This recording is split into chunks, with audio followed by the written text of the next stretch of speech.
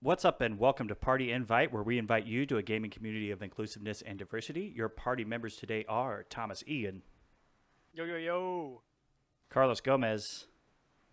Hey. Devi Hill. Hi. And I am your party leader, Chris Mowry. On today's episode, we're going to dive into the video game anniversaries coming in 2021 and what we think will happen with them. But first, let's get into what we've been playing. Devi, since you weren't here last week, what have you been playing? Well, currently I am playing Overwatch. They have a new event going on right now. Kind of like the Symmetra event that they had, where they come out with like some lore, and then you have to have a week to earn like a lore skin. And this one is for Hanzo. So that's a lot of fun. I do not like the skin. Aw, rip. It is hideous. That's It's a bummer. like, they're like, what if Hanzo was like a retired X Games snowboarder? And that's the skin. That's totally his personality. He is kind of bro, isn't he? I mean, he does already have that one, like snowboarder skin. So I don't know what they were thinking. Whatever. Does he But really I'm have getting a it because I have to snowboarder have it. Does he what? skin? Does he really have a snowboarder skin? It's something like that. It's very sporty. Yeah. I was like they're like rollout. Here's 9 heroes and they're all throwing snowballs and stuff. I like the skins, and I also like the interactions on the main menu when you go in. Whenever they have like a new release, because I don't play as much anymore, but I'll pop in and I'll be like, okay, that's a pretty cool preview. I remember when they did the one, it was like Mercy and Lucio each got a skin. One was like Atlantic and Pacific or something like that. Oh yeah. And man, those looked good. There was one that was like Diva shooting down at I think Reinhardt, and they both had specialty skins. The way that is stylized is so cool. The anniversary event, they really pulled that out. So this May, I think, is when their anniversary is. You'll be able to see like a lot of May? Yeah. No, Ha! That's an Overwatch character. Ah, man. I'm going to No, send get you him. for that. But I've been playing that. I've been playing shoot, what have I been playing? Monster Hunter Rise demo is a lot of fun. I am obsessed with it. I've just been doing all my insect glaive stuff. I want to try out dual blades and see how they changed. In So this I don't know what iteration. any of that is. Tell me about it. Mm. I Do know we that the have demo. time? Noob. Well, I was gonna, Monster Hunter. Go ahead. yeah, I was gonna kind of ask what is the biggest differences between this and what they just did with World. But yeah, that's I'm interested in it, but I don't have a Switch, so. Wait, really? I thought you did. Yeah, I'm always surprised about that, Chris. We gotta get some Patreon funds up in here. Get Chris a some- Switch. Get Chris a Switch. Donate to our extra life for the Switch to help this poor child. But Monster Hunter, for those who don't know, I guess the biggest analog I can compare it to is Dauntless. I think that's the most accessible comparison that I can do. Right. You basically gear up, soup up, and go out and hunt monsters, and that's basically it. The game loop is really satisfying. You're always grinding for the next gear. The monsters get bigger and badder with every mission. It's just really cool. The environments are amazing. I highly recommend it. If you're into it is kind of a grind. So if you don't like grinding games, I'd probably stay away. But Yeah. As far as It's pretty grinding cool. games, people seem to like it. it's because it's so beautiful, and you get a pet dog and a pet cat. So And so They are you said you're extremely useful too.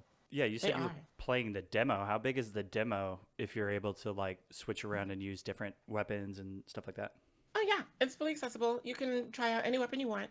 It is timed. It goes until the 1st, I believe, of February. Or until you play 30 quests. But then you could just uninstall or reinstall the game and then get your.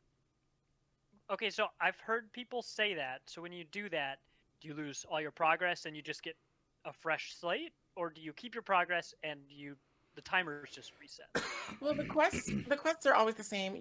There's no progress to be made. So you just go in. It's like an instant, basically. Cool. But yeah, please check it out. You don't have anything to lose about your time because it's free. That's what I always say. Free Free's and pretty nine. cool. I've also been playing Double Dragon Neon, which is another beat 'em up that I love. So really, really 80s. They lean heavily into the 80s charm in the Debbie, remake of that game. did you try the game like 1980X? It came out on Switch. I can't believe you don't know what I'm talking about. If we go on break, just look that up. It's like a bunch of mini games, right? Yeah, it's just like all the 80s video game aesthetics rolled into a game where it's like, here's a section that's beat 'em up. Here's a section that's that racer game from NES that I can't remember the name of. Here's this other thing. And So you, it's as like you Travis progress, Strikes Back then. it's like what? No More Heroes Travis Strikes Back for the Switch. It reminds me of that, where it's just like an amalgamation of a whole bunch of mini games. Less That's probably Japanese, what it is. less Japanese, more suburban America. Okay, yeah, I can dig it. I'll look it up. Yeah, I didn't play very far because I was in an area that I couldn't turn the music up, like to loud enough to where I wanted it, and it very much seems like to get the whole aesthetic, you got to have the sound. So Mm-hmm. I never really gave it a fair shake, so I can't say if I did or didn't enjoy it. Cool. Well, if it sounds anything like the 80s soundscape that I know, then I'm definitely going to be into it. Yeah. Carlos, what have you been playing?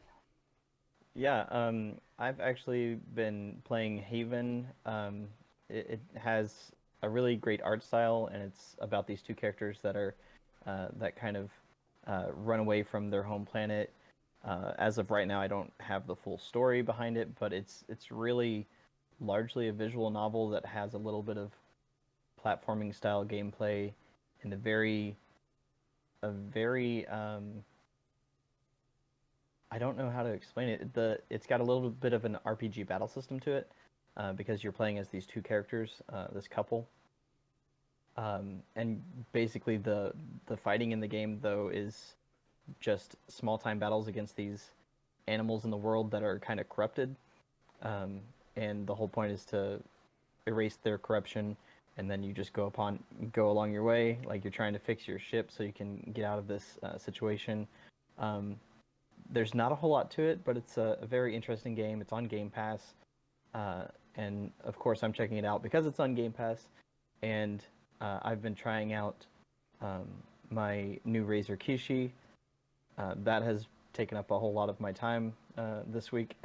What since is I that? found it on the Razer Kishi is this little mobile device controller. Ooh, Look at that, fancy. Wow. it turns your phone into a Nintendo Switch. Basically. Kinda, yeah. Yeah. That's a And- really Vita, long really. Switch. Right? Yeah. It's actually it's a little bit shorter than the Switch, but not by a whole lot. It's definitely not as tall. Or it's almost as long, but it's not quite as tall. That's okay. Um, Size isn't everything. That's what they Mhm. say. But it's very interesting to play with, and since I shared the deal on the group page, because I was just so intrigued by it, and then of course I can go through the Game Pass library here like nobody's business. That is actually really cool. And I've played several things on it to test it out. I played Gears Tactics, Haven, Destiny 2, tried out Eichenfell, and it's just been a really cool experience. It's not optimal. It's not exactly the way I would want it, just because of the qualities of streaming. But the Kishi itself, I highly recommend for people that might still be looking for it. It's I got it because it was discounted at Walmart, and locally there are a few places that we could find it. So I'm glad that other people in the group found it, just like I did.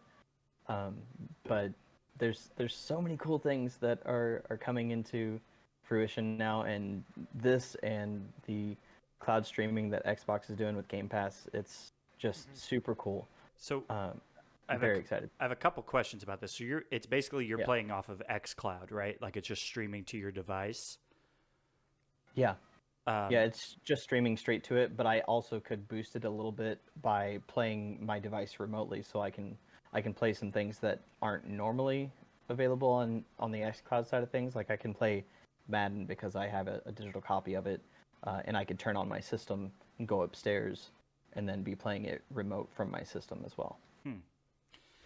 And Now, how, can you customize yeah. it to like different phone sizes? Like, do you have to order like a special Razer Kishi for this or that, or is it like kind of a one size? You For can Kishi, adjust it. there is an Android version and there is an iPhone version.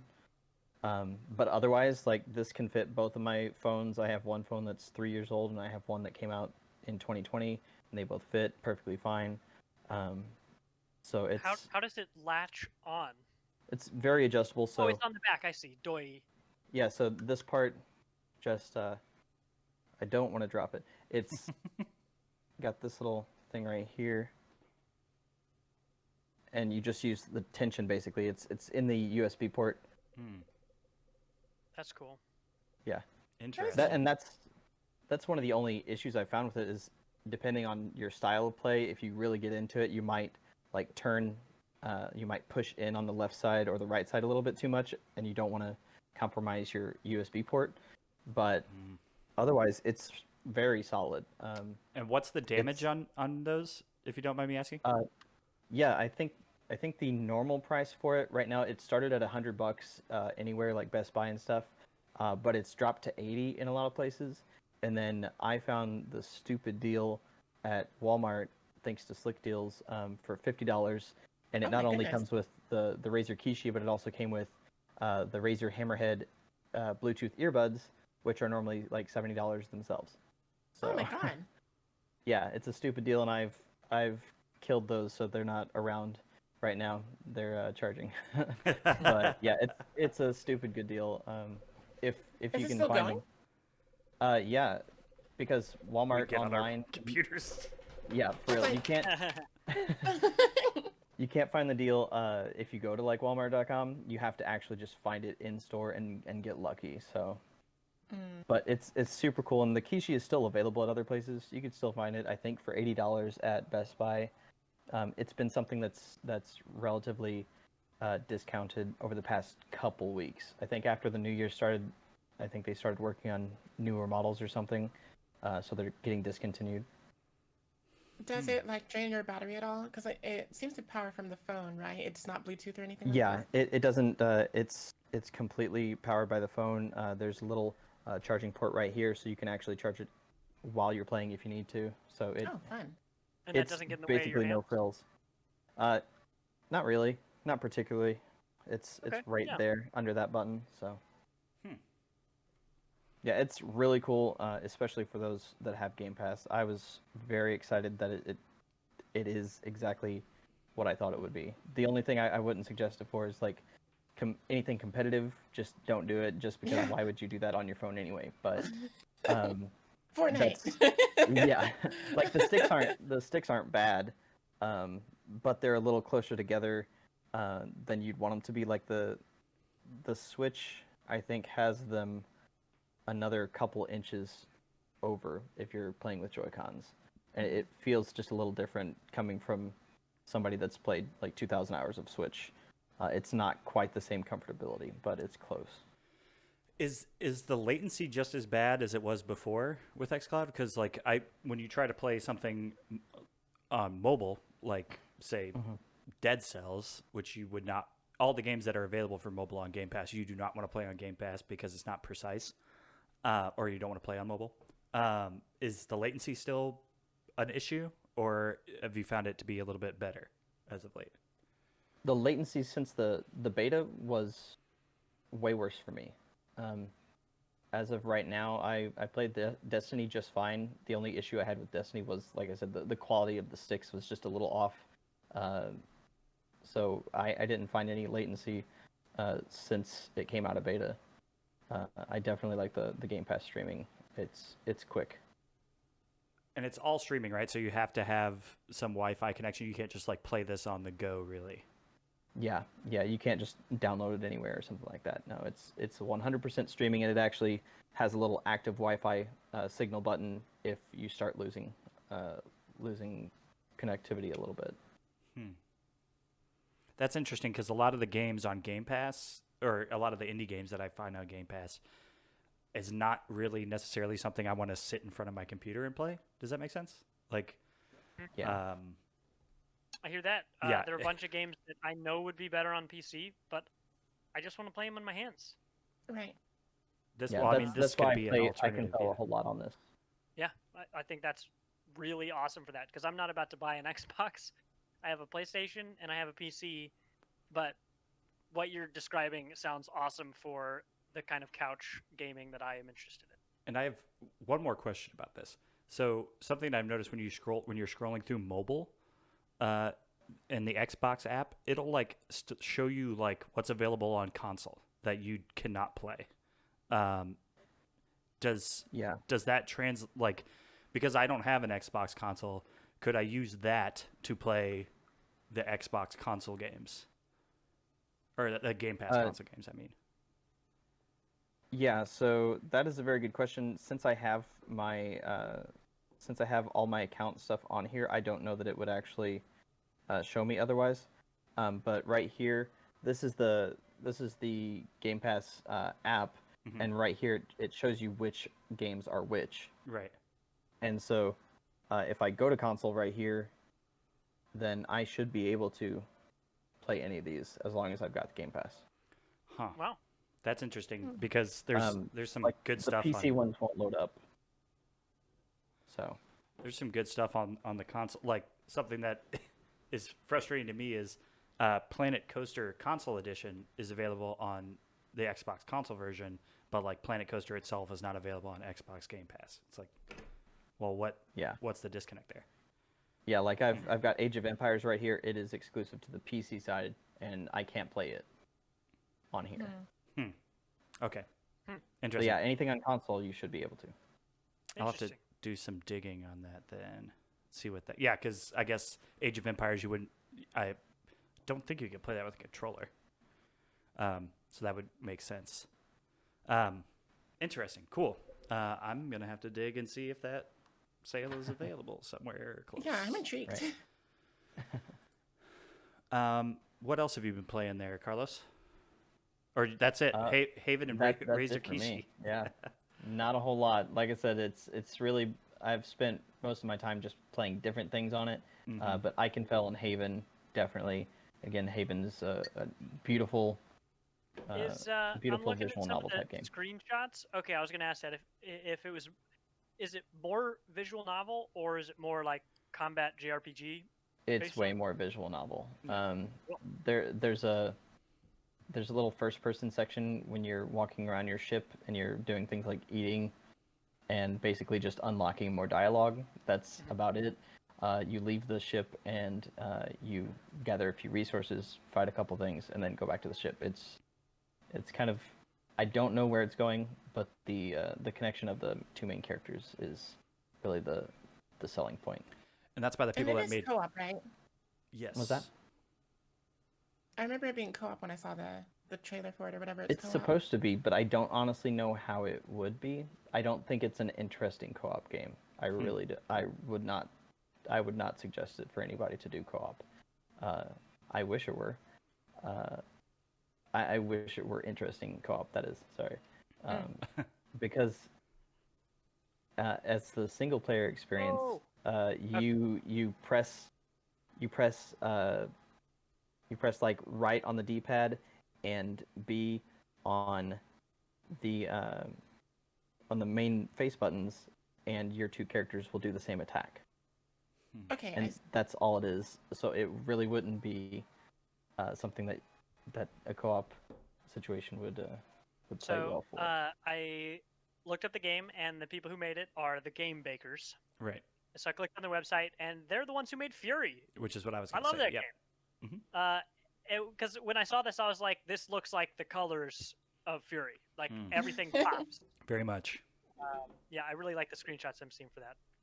Don't know if I'm gonna play it, but I watch you play it. There you go. I think it honestly would be a good streaming game, but so far it's not what I hoped it would be.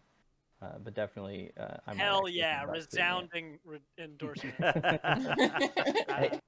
Thomas, what have you been Hello. playing? A bunch of stuff, but in an effort to narrow it down, I finished Titanfall 2, which I'm excited about. The game's about 10 hours long, which is what the internet told me it was going to be. Really enjoyed it. If you're looking for a small campaign, I tell you what, if you're someone who'd like to play a shooter campaign, but you don't care about the shooting that much, play this game. So I got good things to say and a couple bad things. The good things, from start to finish, the game constantly gives you all the weapons you ever want. Do you have a specific weapon you like? Great, you can find it over there on the wall. Like, there are guns everywhere. Mhm. So I knew what gun I liked because they're basically the same guns from Apex. So I was like, well, I want that shotgun and whatever else you've got lying around. It constantly gives you grenades. Like, you're constant. Like, the game tells you you're a pilot. You really kick ass, and everyone wants to be you. And that's exactly right. You're wall running. You're doing all these puzzles that use the environment to jump around. Um, when I started the game, I was playing it on hard. And I didn't think it was that hard, but really the game's there for a power trip. So when I bumped it down to normal, like, it really felt good. It was real zippy. The whole shtick about that game and about Apex is that it's fast. And Yeah. that's my favorite thing about a shooter, is that it's quick. You can slide, you can wall run, you can do all these crazy things, and it's full of set pieces that are just spectacular. Because the game is shorter, it's a lot more dense with these great looking set pieces and all these things. All the boss fights were easy except for the very last one. The very last one was terrible. I got so angry I turned the game off. I put the difficulty down to easy, and I still barely beat it after looking up tips on how to beat the boss. I am What not do we happy. say to that? What do we say to that? We say get what? Get good. Yeah. Dude, I was really angry at That's the funny. game, and to be honest, for how good the entire game was, that really soured me on the end of that game, because it turned out I was on the last level, and I was like more than halfway through the last level. I mean, I'm probably at least 2/3 of the way through the last level, right? And I put it down because I was angry. I was so mad that, like, Lizzie looked up tips how to do it and was just like, "Hey, do you want some help?" And it turned out, Preemptively. well, it turned out I was doing it right. Like, the tips online were exactly what I thought I should be doing. I just don't. I think that boss fight was really designed poorly. You're fighting a flying enemy, the only flying enemy in the whole game. Every other boss in the game isn't even a challenge. Like, I didn't even break a sweat fighting a single one. You just do so much damage, and you have health everywhere. It seems hard to die. And on the last one, you're fighting a flying enemy who you, like, can barely land a shot on. He fires all these things that one shot you. You can't hide from them. You can't block them. It's very frustrating. Anyway, that's the only thing I really have bad to say about that game. It just stinks that it hit me like a ton of bricks. But other than that, the game is just flashy, and there was earlier on, I mentioned it in the other show, that there's one level in particular that has just a super cool mechanic to it, and it's the only level in the game that has it. I can't tell you what it is, but it's very novel, and I enjoyed it. The end of the game, it was cool. You are the pilot that had no training, and the pilot who actually ran this Titan that you get. The pilot died, so ownership of the Titan was transferred to you. So of course, the Titan, which is an AI, is teaching you how to use a Titan. So by the end of the game, you've developed this relationship with your very dry-humored robot. Something cool that happens a lot in the game is the robot will pick you up and throw you some massive distance through the air, and it's pretty cool how they use that. There's a whole level where you're flying on top of these ships going just a zillion miles an hour, and it's crazy. But it was cool. It's a 10-hour game. I really wanted to beat it because it was so short, and now I can take it off my hard drive to make room for other stuff. I recommend that. The multiplayer is also very, very good. I played the hell Yeah. out of that when it came out. I Yeah. enjoyed that, but because I'm getting on that boat so late, everyone just cleans, like, Oh, yeah, the mops people- the floor with me. Yeah, the people that are still playing Titanfall 2 are very, very, very good. And it's Yeah. very hard. It's more of a labor of love now. So Right. if you want to get into it now, good luck.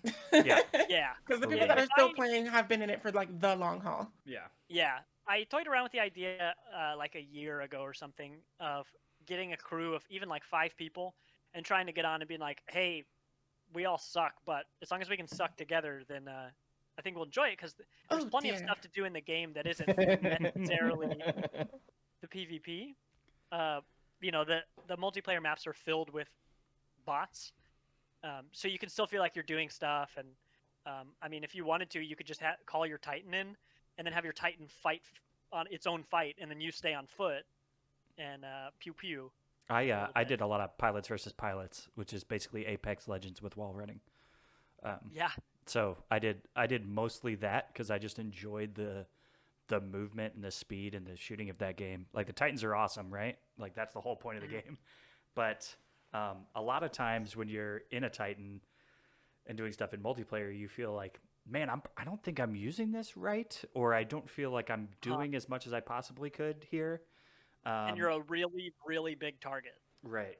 Yeah, you can get lit up pretty fast. But yeah, I enjoy like all aspects of that multiplayer, and I'm sure they'll make another one. I think it's rumored that they're already started on 3, but Yeah, I'd be surprised. So the first game didn't have a campaign; it was multiplayer only. The second game had this campaign; it was about 10 hours.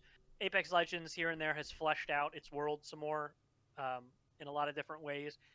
One of the perks of buying a battle pass in Apex is that you get loading screens that have cool stuff on them for whatever character or environment is the newest.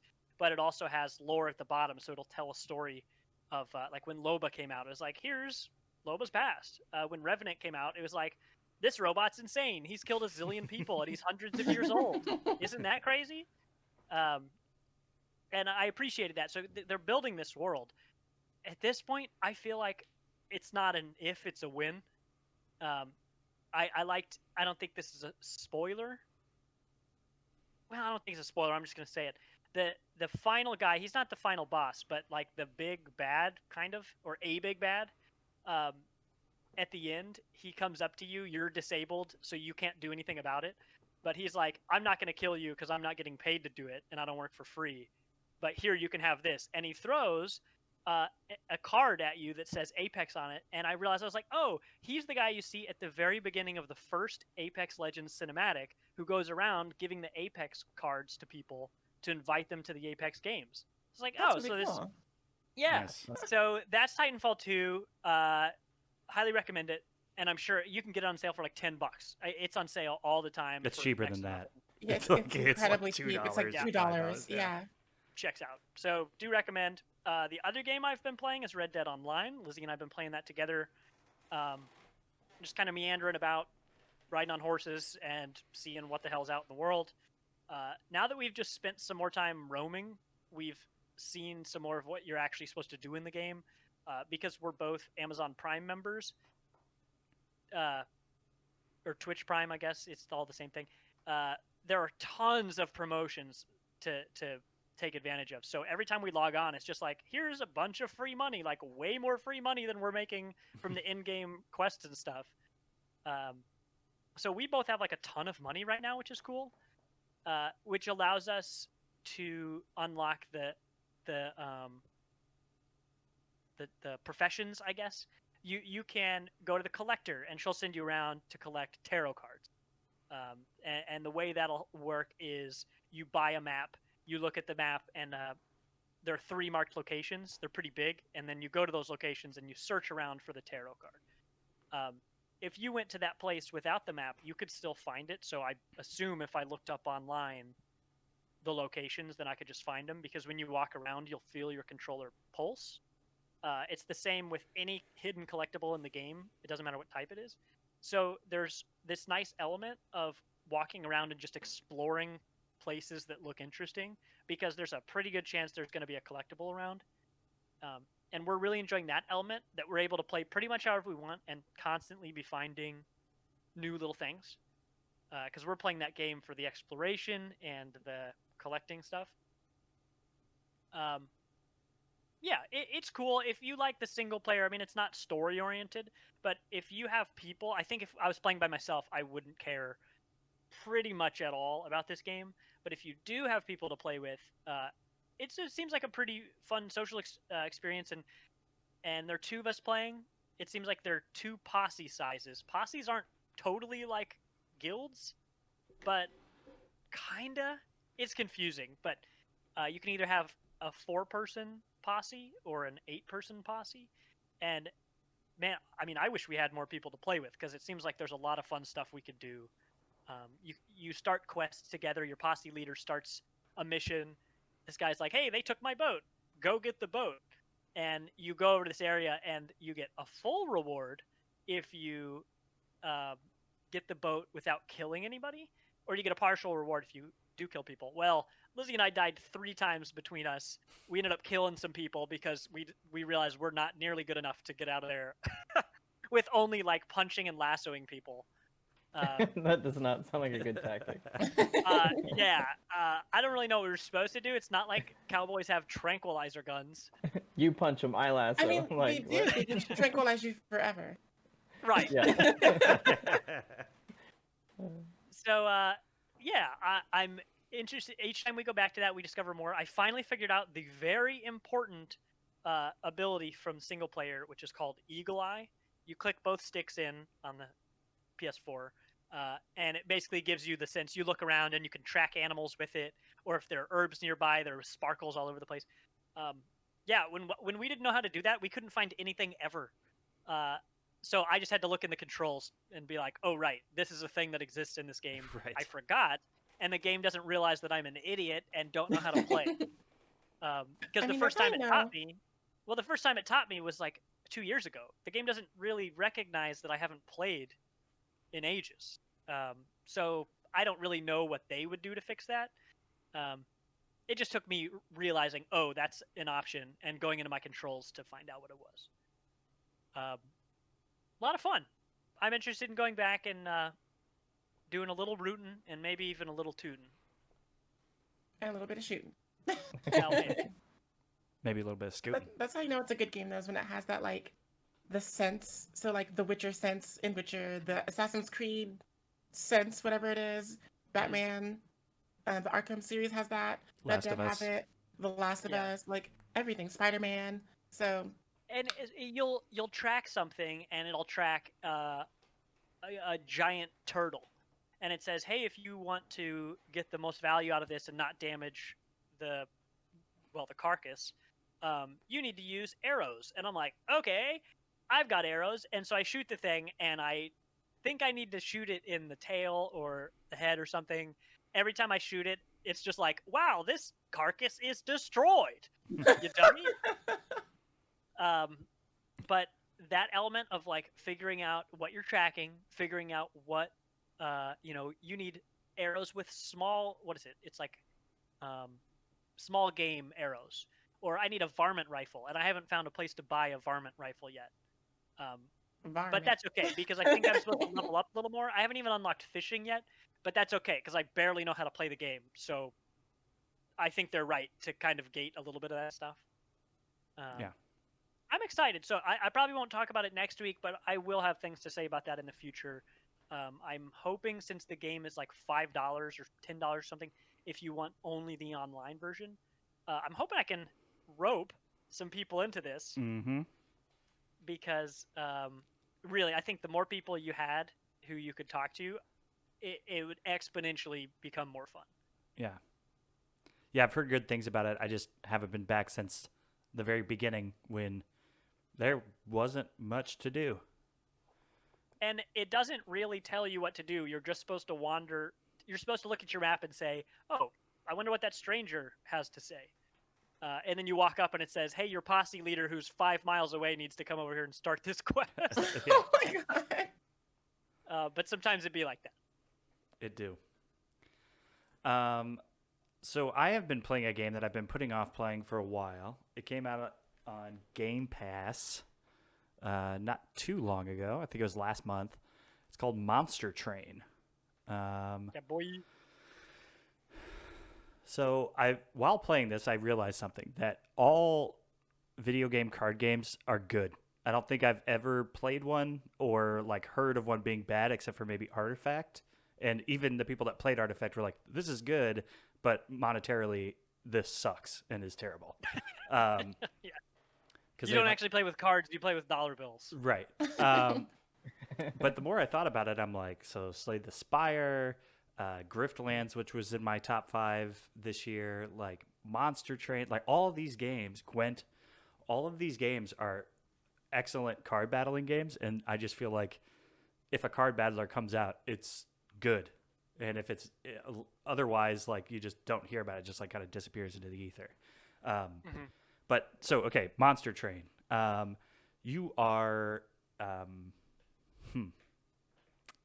it's tough to say who you are. You could be, there's like different characters you can be, or clans, which have, as you level up the clan, you have like different heroes you can use in the clan. You are basically holding a train that is riding through hell, that angels or holy somethings will come and try to stop the train from reaching its destination. So there's 3 floors. It's almost got It's a tall train. not a quite a Darkest Dungeon thing, but like it does matter where you place people sometimes on the train. There's a lot of strategy going on there, but it's just Is it almost based on? I haven't watched the trailer in a couple months. Isn't it almost like an auto battler where it's like, here's your card with the character, you place the character, and then the character does its own thing, right? Yes, it's like it's a lot like Hearthstone, where you like see its damage and its health, and you can add armor to it by playing certain cards. You can. I had this run going yesterday with one of the newer clans that I can't remember the name of, but they're like they're like the ancient keepers of the train. Like they were the ones that did it back in the old days. And it's this giant like spider-like creature that in the clan like spawns these little like sprites that you consume, and then when you consume them, like that character will like gain something. Will gain like 2 + 2 to damage and +2 to health. And so if you keep like spawning those things in, and then you use another card that's a character that's like, hey, whenever one of those sprites comes into this floor, copy it. So I was just like, there. I ended up stacking these 2 like wizard things that like one when the turn would resolve, it would spawn 2 things, and then I also had the one that would copy it. So each turn it was like, vroom, vroom, vroom, vroom, vroom, and it was just like madness. An army. Yeah, it was just like it was like crazy. I was like, I think I broke this. Dude, there was the first time I beat Slay the Spire. I was playing a new character, and I was like, do I understand this character? Because it seems like the build I have on like my second try ever seems really, really too strong. It seems too strong, and I took it all the way to the end, but it was so satisfying because kind of like what you just described. I was just like looking around like, does anybody else do this? Yeah. Where there's 3 levels of the train, and like once the turn ends, as long as the enemies are still alive, they'll move up to the 2nd level and to the 3rd level, and then you have your pyre up at the top, which is like the thing that when that thing dies, it's over, right? But your pyre can also deal damage. And there was times where my 1st level and 2nd level were so strong, I was like, they're never making it to the 3rd level. Like there will be no enemy that makes it up here, just because I have stacked these so well. And part of that's like luck of the draw and the way you built your deck. But because they randomize it, like how all these games do, like with this is when you're doing a run, it's like you get to pick between these 3, and it like randomizes it whenever you get to pick a card. You're like, oh, okay, so I guess I'll take this one. So you can't always be like, I need to do this, this, and this, because sometimes that's just not how it works out. Right. And what I found is it's less like Griftlands and maybe Slay the Spire, where, and I could be wrong about Slay the Spire, but because I haven't played that one. But it's less about completing a run, like, because that like should feel like a huge moment, right? Like, I fucking did it. These are kind of shorter. Like, it feels shorter than most of these. Like, I kind of wish like the runs took a little longer, but I guess the point of it is to like gain some sort of mastery, because you pick a clan and then you pick a secondary clan. So like basically this is your hero and then the secondary clan is like other cards that you get to use to help out this hero. And I guess the goal is to mix and match those a bunch of different times and try to get as many wins in a row as possible. And that'll increase your mastery and increase your rewards and things like that. So I've completed runs like 5 or 6 times already, you know, and with a lot of these run-based games, the goal is just to complete a run, like Hades. Like it's like just beat Hades, right? Right. On this one, it's like, okay, you did that, cool. Now go back and switch your hero character and then change your secondary clan and see how well you do, or try to complete all of them with this one hero and each of the other secondary clans, and it'll give you like a boost and get you new rewards and things like that. But I found that it's a good podcast game, for lack of a better term. Okay. Like, Yeah, that's how I described The Witness. yeah, I'll play it on my computer, right, while I have my web browser open on my second screen, watching/listening to a podcast, and I'll just be running through it, and it's just like mindless. But I seriously, I say it's mindless, but there's like serious strategy elements that you got to get into in there. But it feels like I don't know. The other day, that's the only game I played, I think, the entire day. It just like kind of hooked me in, and just like it's not difficult to understand. It's pretty easy, and like you hover over things, it tells you exactly what it does. But I had the same thing with Griftlands. Like when I started Griftlands, I played Griftlands for like 4 days straight, and then it started tailing off, you know. And I kind of feel like it's gonna be similar with Monster Train. But Chris, I'm here to tell you I liked Driftland. I only got through the first like playthrough thing where you die and then you start over, because I think I was expecting something different from the loop that game has.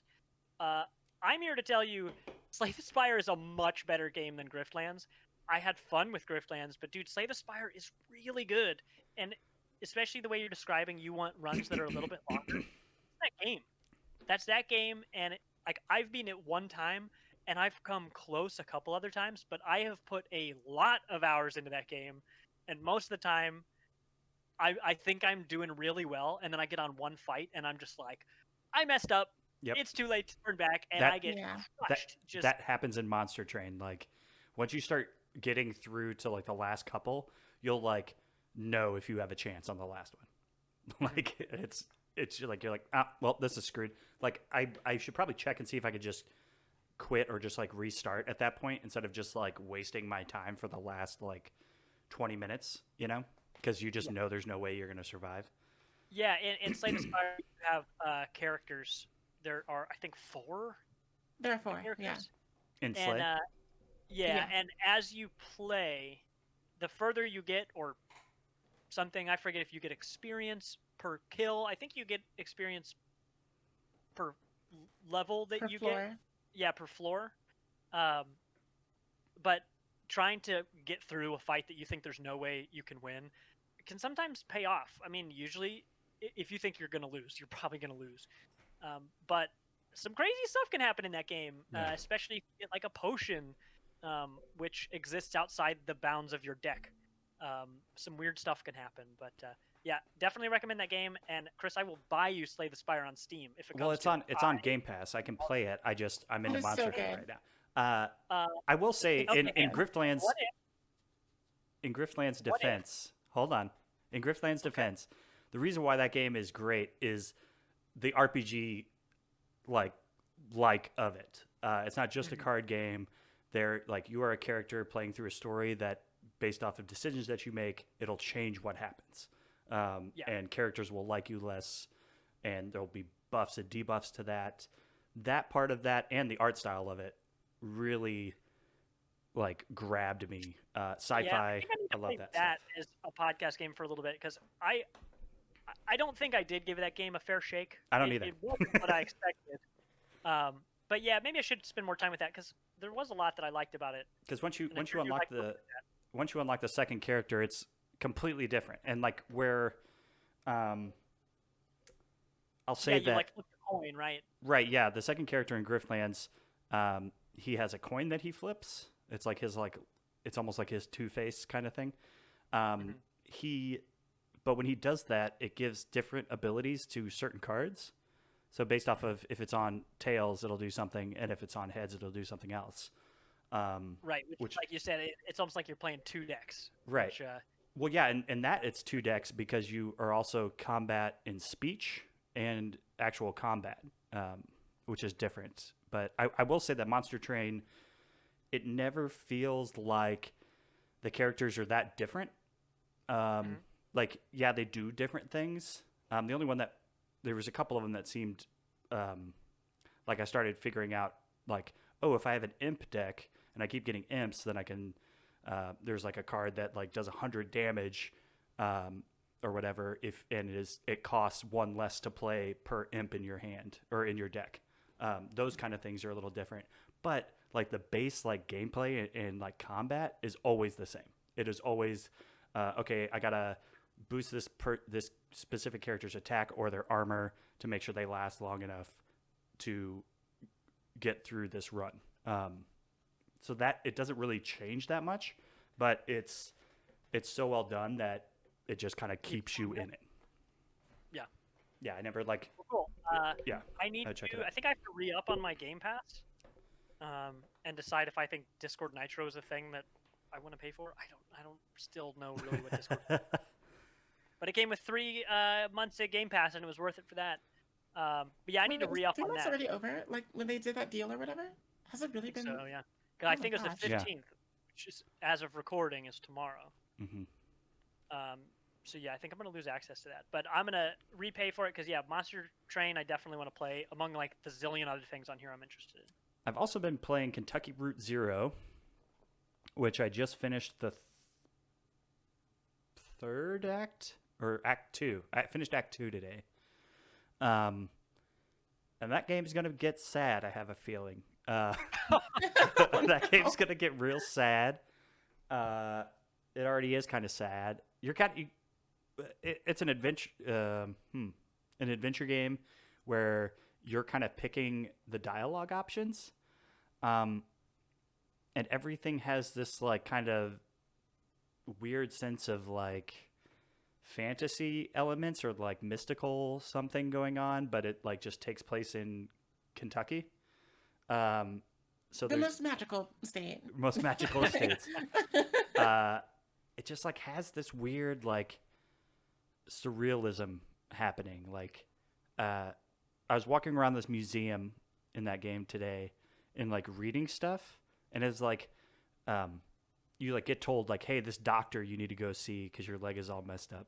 You need to go see him. He lives here. So you go there, and it's not a house. It's a museum. And you go in there, and it's a museum of dwellings. And so you start like going through and seeing like there's like a trailer, there's like this little cabin, there's like a tent, there's like all these little things, and you walk up to them and like it'll just like give you like a little eyeball, like, hey, go investigate this thing. You go click on it, and then it's like people talking about your characters. It's like not like you're not reading something. It's almost like there's like people living in these dwellings that are inside of a museum, and they are like talking about the 2 characters walking through the museum. And it's really weird. I'm just like, I'm like getting that there's going to be some revelation here, right? Like, cause as of right now, it's a lot of WT fuck, what's happening? This doesn't make any sense.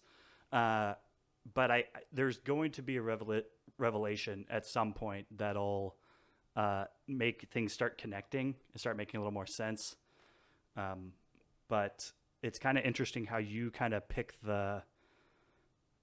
what's going on. Like in certain dialogue options, it'll be like for instance, I was at this place that was a church, and this guy starts playing. He's a janitor because the church is no longer really running, but he kind of keeps it up, and he like plays the tapes of the sermons, and you could sit there and listen to the whole sermon if you want, or you could start just having a chat with the janitor.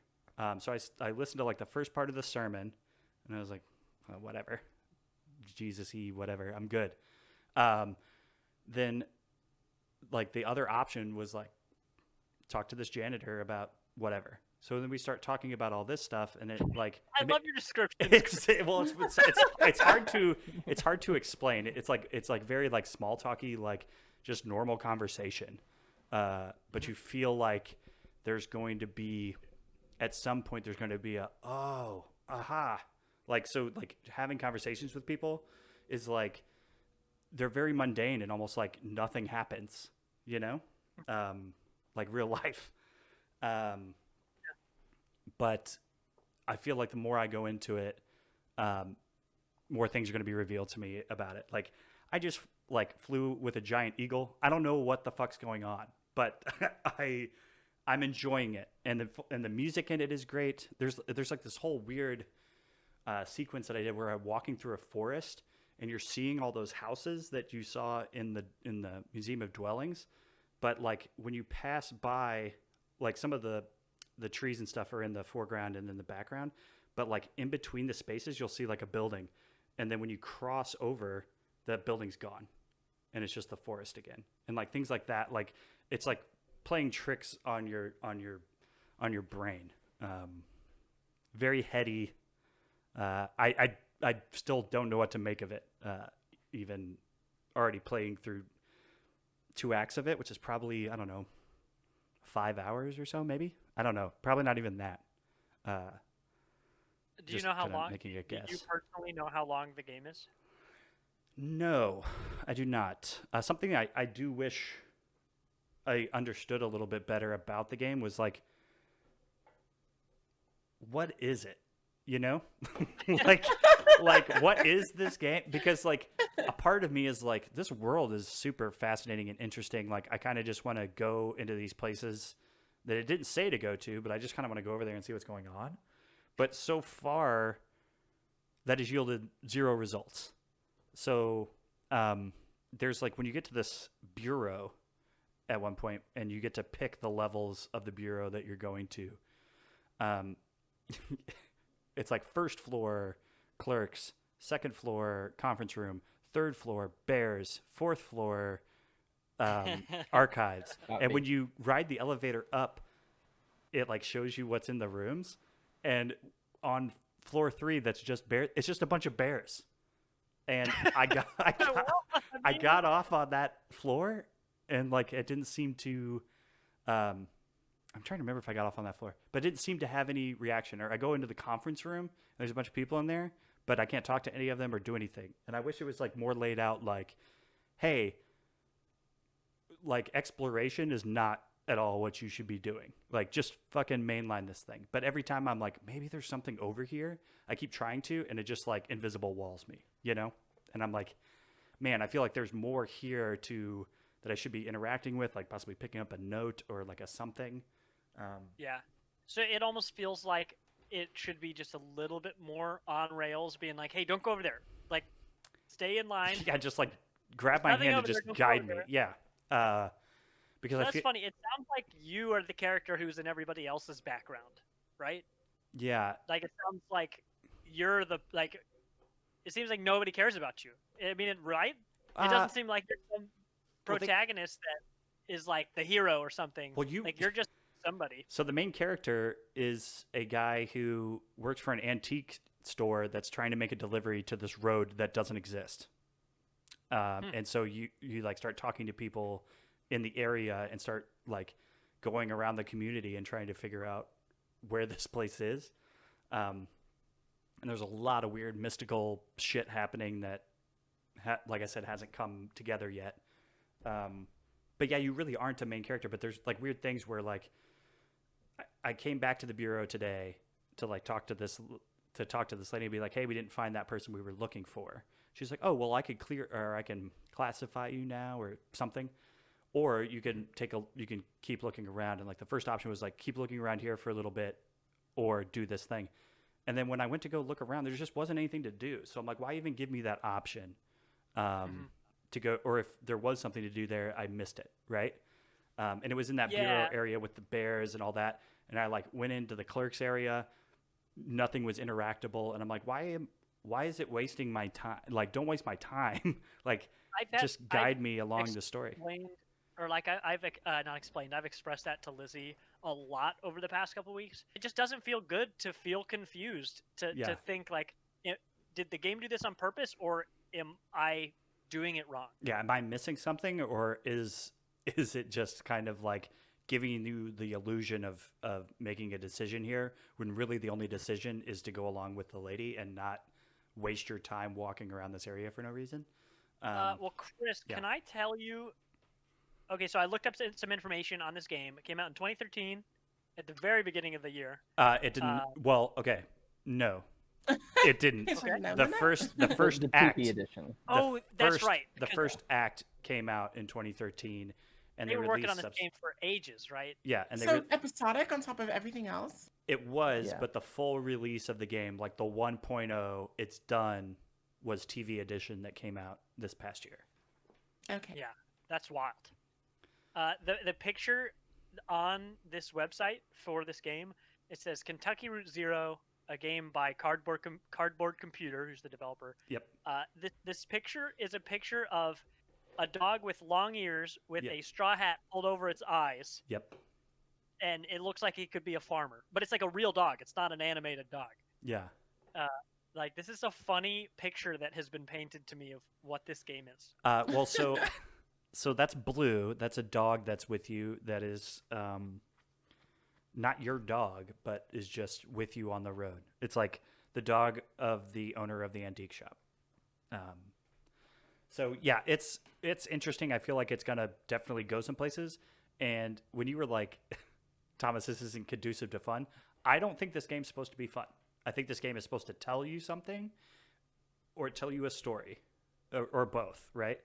And I don't think it's meant to be like, man, that was fun to play. It's supposed to like get your brain thinking differently. Yeah, I can appreciate that. When I looked up the runtime of this game, can I tell you the total hours? I would love to. Yeah. I would love to know. It is. This says single player, 8 hours to 13 and a half hours. That's a really big difference for a short total time. Well, I think, and part of that is like when you're on the main like roads, and this is a weird thing too. It is just like a little tire that like moves along the roads, and you kind of change its angle and direction. And you can just go anywhere and do anything in these places without having like context for why you would be there. You could just go anywhere, so you could wander and do these things. But like I said, it doesn't seem to have a purpose. Like I think that's as why far I'm as surprised Maybe that's the they're- message. it could be. Yeah. But I've heard Based on you saying that, I'm surprised that the total runtime is either this or 5.5 hours longer than that. well, that's something like, and this is a completely different game, but like with Cyberpunk, you could beat that game in probably like 30 hours. But you don't want to play it that way. It's actually like 100-hour game ish. If you do everything.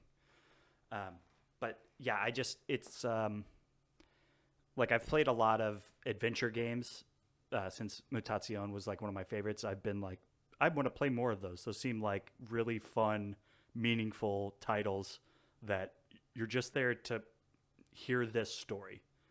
And there's a part of me, at least through the first 2 acts, that I wish they just held your hand more and just like dragged you along the story rather than you kind of wandering around going, well, I don't know, what is this? Right. It's bears.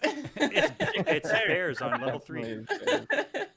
On that note, 2021 is chock full of big video game anniversaries. So for our party topic today, we will dig into a few of them and talk a bit about how the respective companies will celebrate these anniversaries. Let's hop into this first one here. The Elder Scrolls Skyrim, 10 years old. Yeah. I tell you what, I've played that game. You know what? They're gonna re-release the original version of it. The one that didn't work. Yes. Smart play. Completely patchless version. It'll be available to play on your Apple Watch or something. Right. Tomb Raider's 25th anniversary. I didn't realize it was that old, But I guess looking at some of the other games that are also having their 25th anniversary, that makes a lot of sense. I wonder, and maybe these games are too outdated. Do you think they would go back to like the old Tomb Raiders and possibly do anything with those? Like remaster wise, or Yeah, like or like completely like. I feel like those might be too outdated. Like the puzzles and like the mechanics and stuff of those would just not work unless they like rehauled the system rehauled it completely. completely, which they already have, right? Like they did that Tomb Raider series from the people that did Marvel's Avengers. Yeah. It would be really cool to return to like the root gameplay of like the original Tomb Raider. You know, make it less Yeah. like I don't know how to say. Pointy boobs. Well, I mean, like Less Uncharted and more yes, thank like you, Yeah. traditional, thank you. Like not puzzles. CRPG, because that's not what that is. But No. yeah, Yeah. like very much puzzle oriented, a little bit of platforming. But it's really about looking around in your environment and figuring out how you're supposed to reach that lever. Yeah. Mhm. And I mean, those games were surprisingly long for the time that they came out. Right. There is plenty of content, and the current Tomb Raider engine is fucking fantastic. Right. Like they could do anything with it, even if they wanted to make just a 5 or 6 hour version of the first and second games. Because I mean, what we had the collection that was Legends. That was the first big collection, right? I'm not. Not I sure. was. I think so. I That think was that's the right. slight visual upgrade From like PS2 era. yeah. The Tomb Raider games are so widely available, like the new trilogy, I Yeah. guess. 'Cause, I mean, you can get on everything, and I have a couple friends who are playing them on Stadia. They're everywhere. I mean, they're constantly on sale or on free. I mean, they're PS free Plus. They're always free Yeah, on PS PS Plus. right now. Yeah, the Shadow of the Tomb Raider has been on PS Plus twice. Yep. Because I went. Oh, do I Like have that that. one? Yep. Apparently I do. Yep. But yeah, it seems like they're really trying to make that a more accessible, like a very widely known IP, beyond your traditional gaming core. Yeah. So good for them. I mean, they're kind of, if they can find a way to eat Uncharted's lunch because Uncharted is an exclusive, then good for them. I think those games are cool, and I would say it would kind of make sense if we saw some sort of remaster. If they decided to do that, this year, of all years, we could see a remaster of some of that Original old stuff. content. Yeah, if they're ever going to make it, I mean, now's a great time.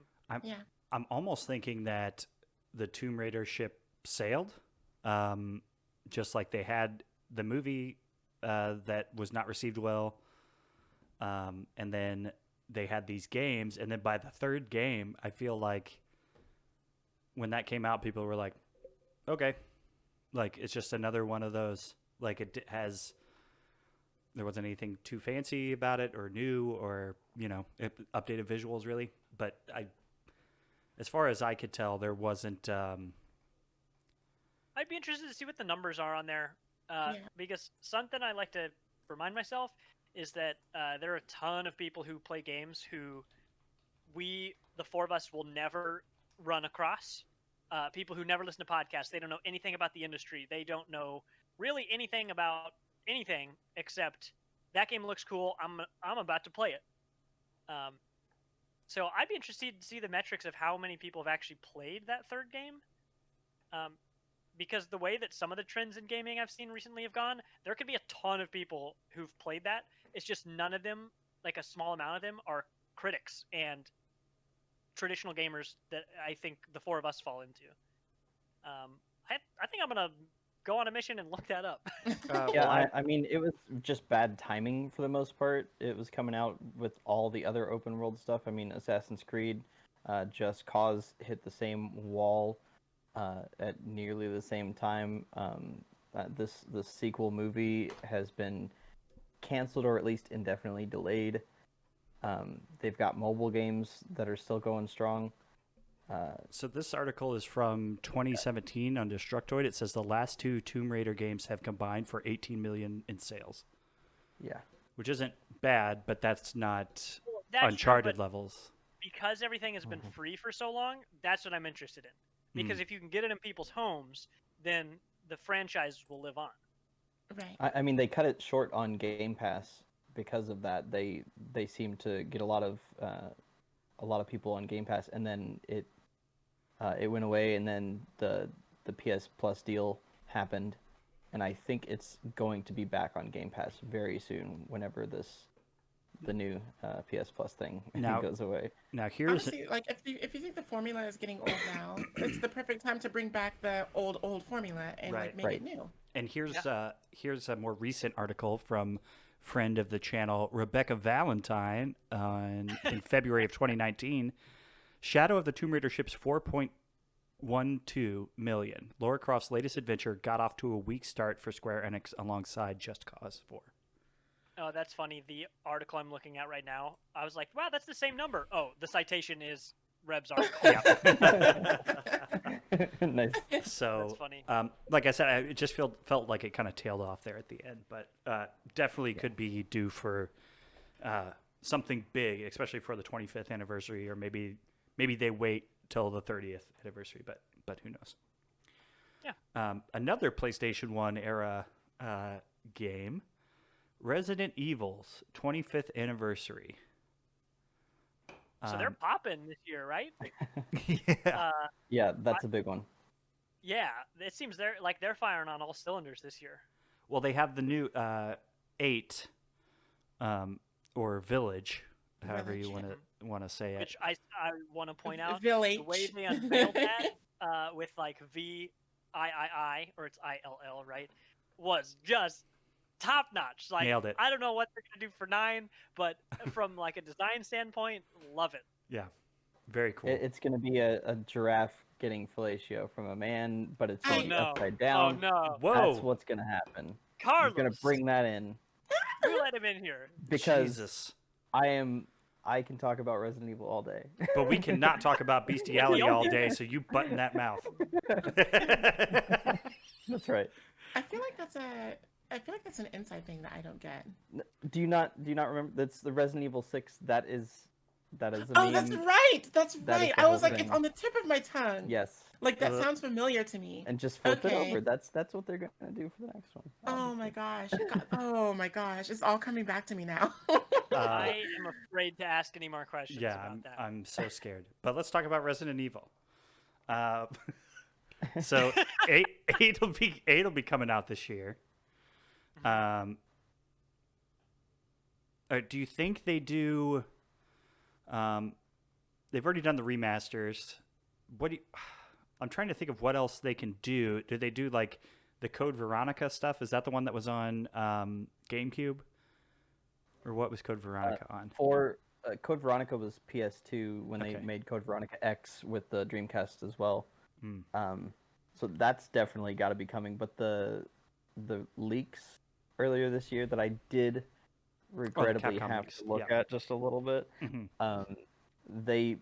they pretty much cemented that we've got to have an RE4 remake announcement officially. It probably even should release this year. Oh, really? Yeah.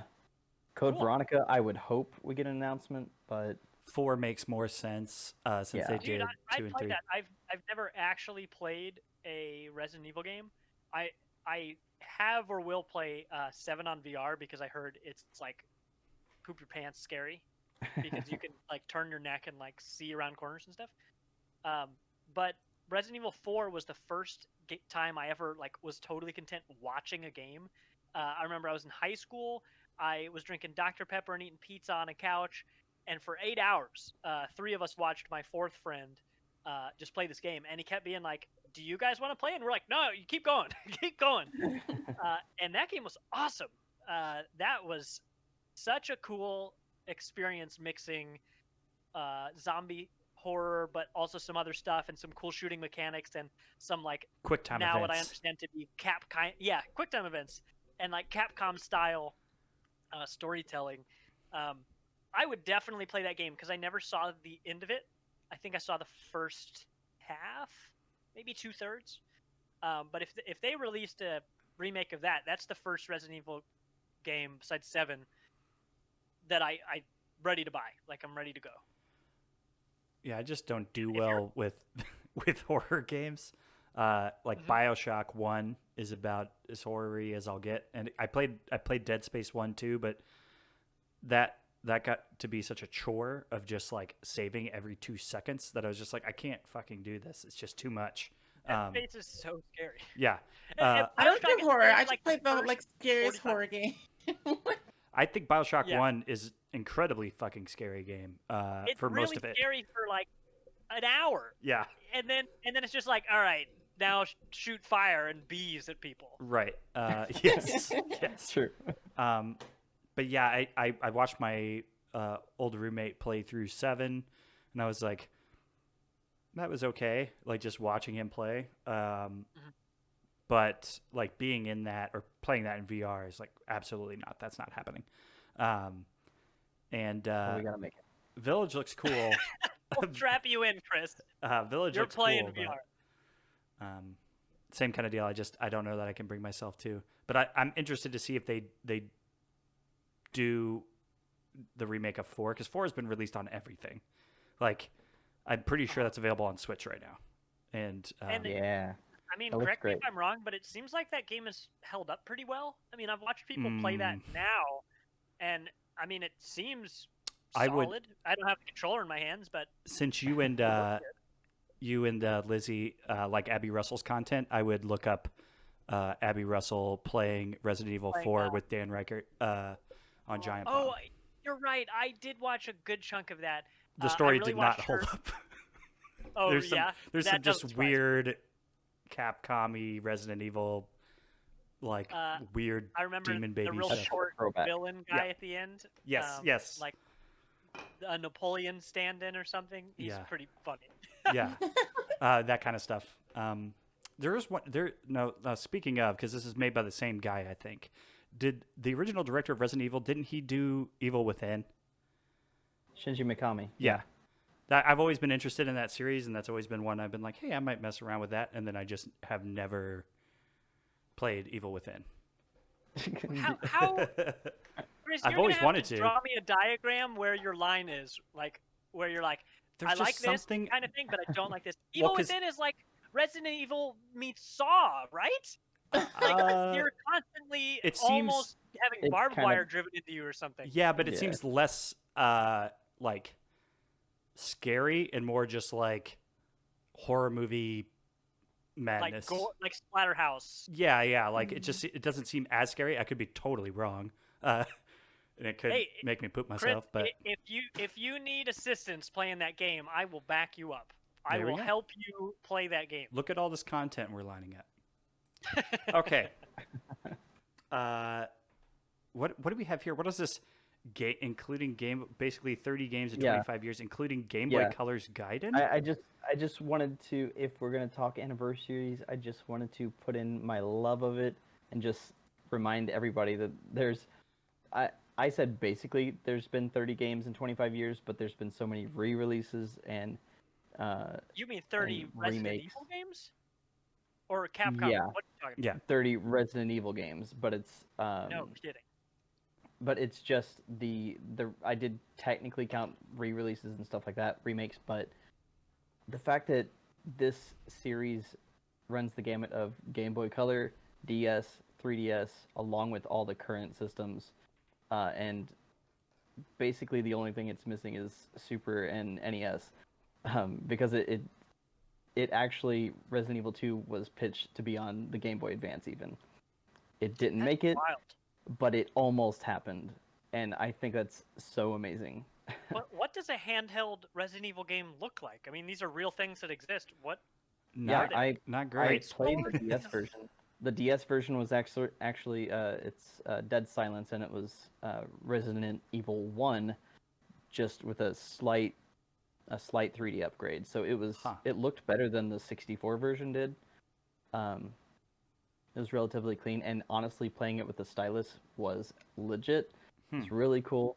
Yeah. The Game Boy Color game was Resident Evil Gaiden. Oh my god. Was it It was- scary? It was yeah, right. It It's was a tough to Game Boy look at. Color game. I think it tried to pull off the whole door scares that the original did, but I mean, it's literally just going from this little bitty sprite on the screen that was Ooh. kind of a top-down sprite looking, from that view to the door, or from that view to a zombie straight up, just a quick image, and you'd go back into the top-down small sprite. It didn't make any sense, but it was fun to watch. Did it spook you? Not at all. Maybe But next time. it's just insane what they've done with these games over 30 or 25 years. So much good stuff. Now we need a what do Resident you- Evil fighting game. Yes. Oh, It's I wonder what that it's would in, be. They have it's a in ton of Marvel vs. Capcom. So Right. Oh, I yeah? was gonna say yeah. No, I just want like actual just the microcosm of yes. Resident Evil. It's I will play what Ashley. it I'm is, Ashley it's main. two people on split screen, and they're both trying to out QuickTime event the other. That's the game. That sounds like so much fun. Almost I- like what's it called? Kick dive. Maybe that's what the new Indiana Jones game is. It's nothing Oh, but like dive run from this boulder. Like, oh, look out, snakes! Like, No, you need it's to swing with your whip. it's machine It's you games. trying So to jump they'll over do. the gate, but you need a key to get around it, even though you could just jump over the gate. Right. The door's locked, and the door is like almost missing. Which, by the way, I think it was Dead Aim. I think was the arcade shooter that was actually kind of similar. I think it did have a co-op element that you could do. You could shoot zombies, kind of House of the Dead-ish, similar. So Damn it, Thomas! I really want that game now. They've Just out tried quick so time many event Me each other. Going Yeah, on to I'm gonna pitch that to Cam for the NES pod. I'll be like, Oh, there you go. quick time Please event. do. It's the whole game. Yeah, there you go. So another one Resident QT Evil. that Ooh. yes, Another PS1 era one, Crash Bandicoot's 25th anniversary. I'm not sure what they can do here besides make another one, even though they just did one. Because Oh, they've easy. Re-release Crash Bash. The end. Crash. Celebration over. What's Crash Bash? What's that? It's like Mario Party, but with Crash characters. Mm, It's a lot of fun. Like, oh my gosh. I mean, some of the CT mini games are like frustrating, but they're so much fun. CTR was good, and like the Insane Trilogy was great, and the new game was great. I'm just not sure how they celebrate the 25th. They might do Crash Bash, but I mean, if they were gonna do Crash Bash, maybe just make it a PlayStation All Stars Battle Royale sequel, straight up. Wait, what? could be a battle royale of You don't remember the PlayStation All-Stars All-Stars? Battle No, I Royale? remember Password, but it's a Oh, okay. completely different genre of game. Yeah. Yeah. I would like to see a Password sequel though, because I love that game. Like I played that game religiously. I'm up for any Smash like really, I and I wonder love if their combo system. I wonder if Crash's 25th is like because they just did 4. If it's like they just kind of mention it and they don't really do anything for the anniversary except for maybe like do like a special edition something. But I don't know that they actually release something new just because it's Yeah. so close to 4. Did they announce anything or say anything about it? No, Like, it's not till any plans for it? it's not till September 9th. As far as I could tell, I didn't see anything, but that still seems, even though that's in the fall. I mean, that we seems might like it would be have close. alternate PS5s at that point, maybe. Oh, that would be cool. Get like a PS5 with like the Aku Aku panels on the side. Or make it look like the box, like it Ooh. looks like one of the boxes. This is just a honorable mention in here because it'd feel weird if we didn't. Street Fighter 2's 30th anniversary is also this year. They may re-release Street Fighter 2 for the 1000th time. Redux Alpha Beta Except this time, Saga 3. they're selling you an arcade cabinet, not just the sticks. They already did the arcade one-up cabinets. I mean, they could do like a 30th I guess they did anniversary those. cabinet. They're The tiny, little though. tiny ones? Yeah. Yeah. Didn't they? I They could did, have. they did that for Street Fighter Cross Tekken as well, but it wasn't playable. It was just like a piggy bank. I could have sworn the last thing for like Street Fighter 5 they did was like an anniversary edition. That was almost like, hey, this is actually what we're doing for the anniversary. But I who knows? Street Fighter continues to exist, and people continue to play it for some reason. All right, Oh, jeez. Some Don't reason. please don't add Please the show. comments, please. Leave him alone. Well, so He does not know what he does. I do though, because I got to listen to Toon tell me everything that was fucking horrible about it for months, and I'd be like, why do you keep playing it? Like they were adding ads to characters like arms and like hands and stuff. It was like, what the fuck are they doing? Anyway, Yeah, trying to raise money for the Capcom. Yep. yeah, the last Street Fighter has a ton of problems, so we'll see what they end up doing on the next one. Maybe that's what it is. They announce that Street Fighter 6 is coming. But Oh man. Or Street Fighter 5 Turbo, like they did. We're gonna have to have Ray Sean, RTY. We're gonna have to have him on the show soon to pick his brain about FGC because, dude, people keep playing Street Fighter for a reason. I know Toon got some shit to say about that game. I mean, he plays But the shit out of it too. It's just like Street Fighter started off terrible, and for like 2 Yeah. or 3 years, it was not good. I didn't play it, but 5 I heard a lot of people specifically is what we're saying talking that. about. But yeah. Uh, But I mean, when we were running our cross-up tournaments, like that game was popping. Like Yeah. that game seemed rad, and a lot of people were really happy about it. I had to ask. I was like, "Is this the same game that came out 4 years ago when everyone was angry about?" And they're like, can't believe "Yeah, that actually yeah." is good now. You know what made it good is they added Sakura finally. That was it. That's all they needed. Yep. God, I remember those tournaments. That was like my shoutcasting debut for GGKC. May they rest in peace. But like, that Rip. was so much fun. Yeah. Devi, this one's up your alley. Sonic the Hedgehog's 30th anniversary, June 23rd. Yes, I don't know anything about it, but I'm super excited. Oh my gosh. I feel like Go ahead. Sonic is really due for like something like what they did with Crash, where they like completely rejuvenated this. And I know they kind of did that with Sonic Mania. And every time they try to do like a 3D Sonic, it just doesn't always work out, like Sonic Forces and things like that. But what we need to do is we need a remake or a remaster of Sonic Adventure 2 Battle. I've been saying this for years. Mhm. We also need Mobile Chow Garden because why don't we have it yet? Why? I was so mad in April. Like in April, they released a trailer for a Mobile Chow Garden, but it was an April Fool's Day joke. And I was like, you have the technology. You've shown us. Give Yeah, it that to was us, devastating. please. I'm so sad. It was so heartbreaking. But Do- we need that. I think that's what we need. do you see them doing more stuff like Sonic Mania, where it's like just Honestly, 2D? I wouldn't like be mad at a Sonic Mania 2. If they could bring Yeah. back some of the old characters that were forgotten, like they did for God, who's the armadillo that they brought? Was it Ray and then the flying squirrel? No, Ray's the flying squirrel. Who's the armadillo? Mighty. Yeah, I didn't Mighty know and there. Ray. I didn't know there was an armadillo, so I learned See? something today. They could bring back Fang the Eyes. They could bring back what's the bear? I can't remember his name. He's like a polar bear. Hell, even put in Amy, like Sonic CD era Amy. Like bring us the characters. Put Tangle in there. She's new to the comics. Like they could bring in some comic characters. Put Whisper in there. Like give us all of the characters. We need more characters. I mean, we're for sure getting the Sonic movie, the second movie's trailer Right. this year at the very Yeah, least. Right. Which is rumored to show Knuckles, even though we've already seen him. But whatever. Yeah, I wasn't a big fan of that movie. I know everybody's Why like, not? "Hey, It was this so is like good. the best." It was so good. I was not. We'll talk a about it fan. I later. love Team Detective Pikachu. I should watch that and Sonic? Question mark. Yes, watch both of Yes. them. They are. I would suggest They Pikachu are to over date, that's Sonic. probably the best video game movies. Like, And that's so sad. I know. That's so sad. Yeah, that's a Although, aren't we supposed to be getting like a new Mortal Kombat soon? yes. Yep.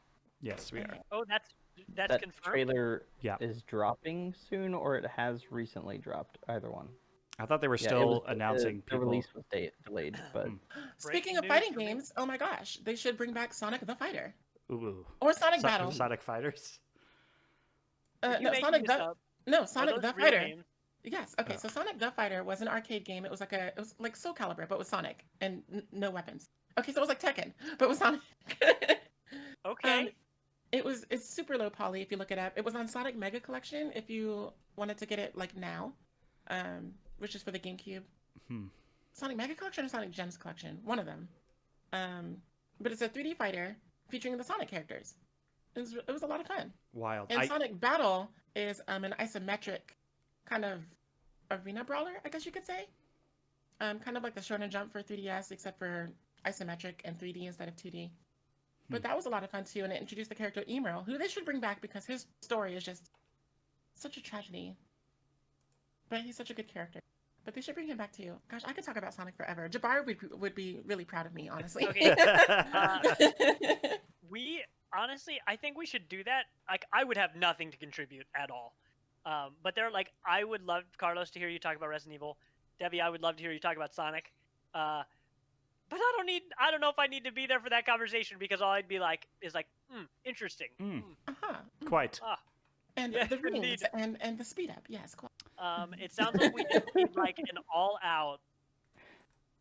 I wanted to say brawl for some reason. That's not what word I need there at all. Well, Brawl was the Smash Bros. That introduced Sonic to the series, so haha. Okay, boom, there you go.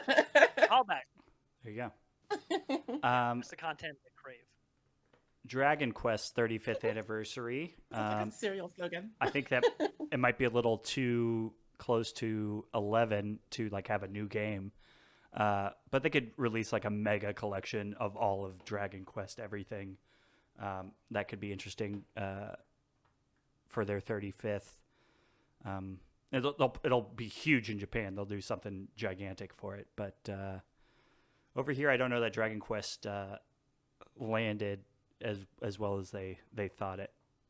As well as it did in Japan. Sons of the Starry Skies #9 for the DS was popping. Yeah. I'm just saying. I played 1 and 2 on my Game Boy Color because they released 1 in Dragon Warrior, which is Dragon's Quest.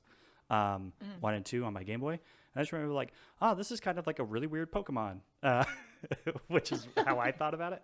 Because I got it when I was a kid and I didn't really know any different. I just I was able to I'm here to tell you about a game called Bug Snacks.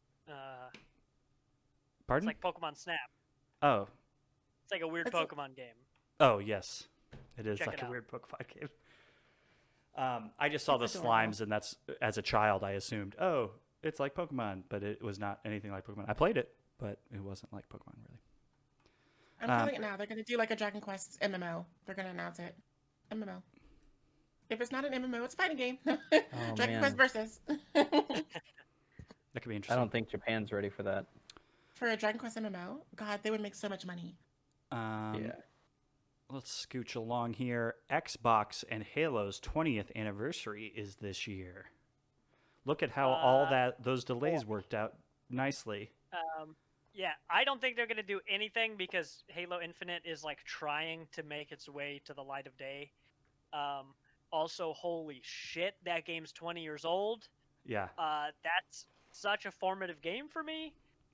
Also, they don't need no remaster. One of the articles that I read was it was like, could they remaster the series again? And I'm like, what? They just Stop it! did Master Chief Collection. Like, what are you talking Quit about? Yeah. saying crazy things. It's the clicks, though. The clicks.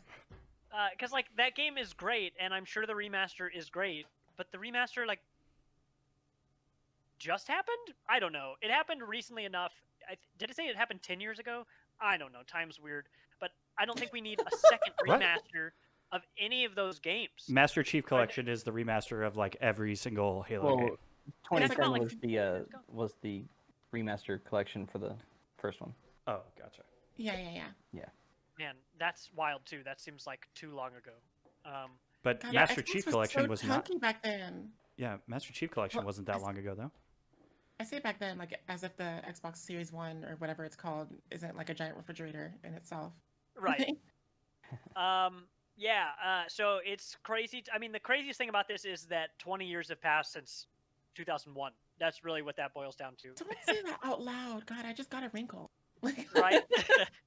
Pepperidge Farm remembers. Yeah, that said, that ship has sailed for me, so I don't even care if they make a remaster. I mean, I think I'm out of the game on that. I mean, I guess I have access to Game Pass now, but I'm trying to say that they have made a remaster. It's called the Master Chief Collection. It came out in 2014, and they keep iterating on it and doing it. They've already done it, so there's no more remasters. They did it. It's already been done. In any Halo game, I mean, that's not like Reach or whatever, like mainline, 1, 2, 3, etc. Can you play as a female character, or are you always just like male soldier number 435 or whatever? Technically, a couple well, of them. his you name could. is John Spartan 117. Get it right. Sorry, oh my goodness. But no, you very much only play as him, and that's on purpose. I mean, he could have had a What is different his name name and stuff. again? Corporal Captain? What is it? Yeah, Oh my that you God. nailed it. It's like I'm just gonna fade Colonel away Commander. now. Thank you. I just Yeah, what it's on is the the top of my what is head. the resident Colonel Shepard, I think. Halo Shepard. fanboy have to Oh, say it's about Samus. this? That's right. It's Samus. That's right. Got it. Ouch. That's right. That gets deep, heavy. No, that game's great, but yeah, it's got problems. I mean, whatever. I have plenty of good things to say about Halo. It's just Well, they're let's let trying to get Infinite out, and let's But let good the luck. what they're doing for the anniversary this year, that's Yeah. the question. they're releasing it for the anniversary yeah. this year. Here's that game Right. you asked 4 or 5 years ago. Yeah. Like- Yeah, right. Definitely releasing Infinite, that's nice. But the Showtime series, I'm pretty sure will actually come out this year, even though it resumed production in November, I think, earlier. But I mean, we've seen that Mandalorian has had a huge, really fast turnaround. So I think Yeah, we'll but get. also I feel like a most of the TV show Mandalorian every is like year. 2 people walking in the desert, so it's not. I mean, I understand there's a lot of behind-the-scenes stuff where social distancing yeah. is an issue, but as far as like on-screen actors, it's not like the Mandalorian is walking through a crowd of people very often. Mandalorian is basically Fetch Quest the show. Honestly, Oh, Yeah. Absolutely. it's a good show. I still watched it. I watched Rootin' all of it. Tootin' Space Cowboy.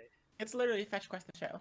But at the You very want it. least, maybe the Halo Anniversary is the first special edition console for Series X, Okay. That makes sense. which That'd would be be cool. cool. Would be really nice. Well, And they're doing it's a lot of like crossovers and stuff too, like with Fortnite, where they just released that new stage Mhm. and everything. What if we see like a revival of Red versus Blue because they got those guys in there for that? Mhm. Yeah. Yeah. Or we could see Chief maybe in that would be nice. In In Smash. Smash. I think yeah in it's Smash Bros. somewhat. Did I cut off? possible. Did my, Yeah. was my mic Well, making you no just got stop? so quiet. I was waiting with bated breath. Yeah, it was suspenseful. Very. With anticipation.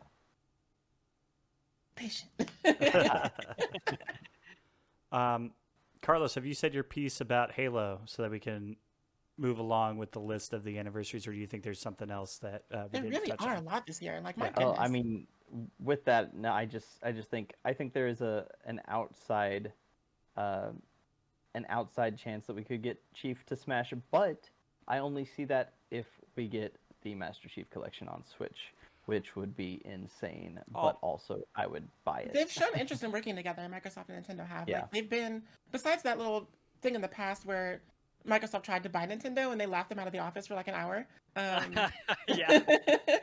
Exactly. They seem to be on better terms now. So it could They happen. did play with honestly. the I think it's idea. doable.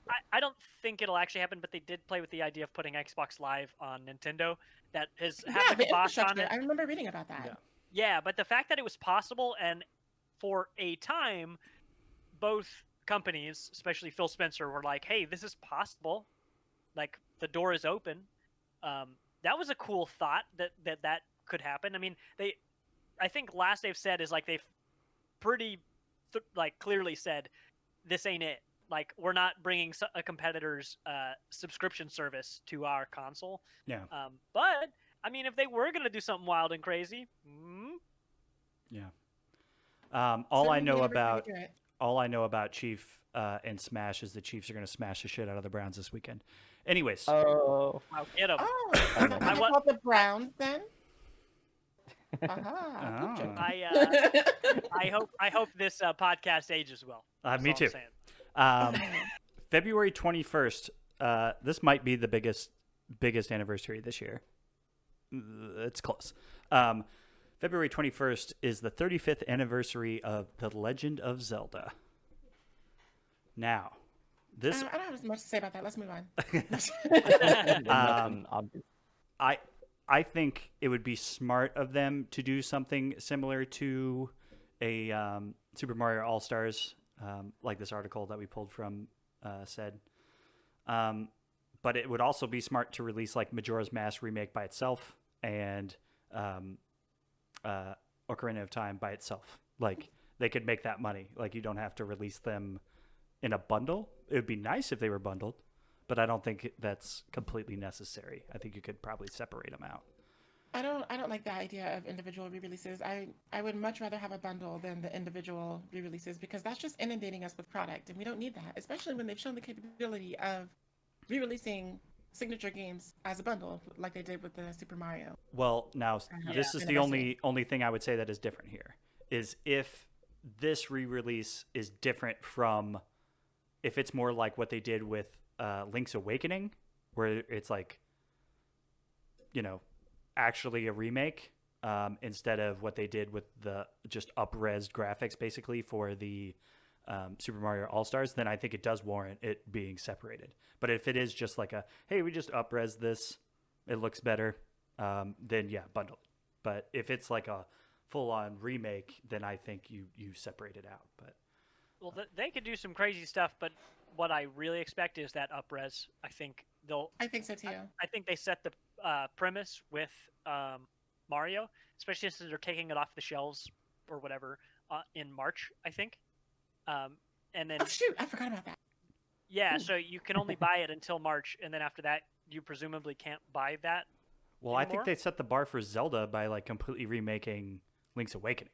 So like they're almost doing two different things at the same time. And I think for like Zelda, it I it's tough because I feel like if it's just like an up-res, I don't know how well it's going to do well because it's Zelda, but I feel like It's also Zelda on the go. Like those games Right. on the go. When the Majora's Mask and Ocarina of Time 3DS games came out, those sold like hotcakes. Yeah. Because it's memories you could take with you forever, everywhere.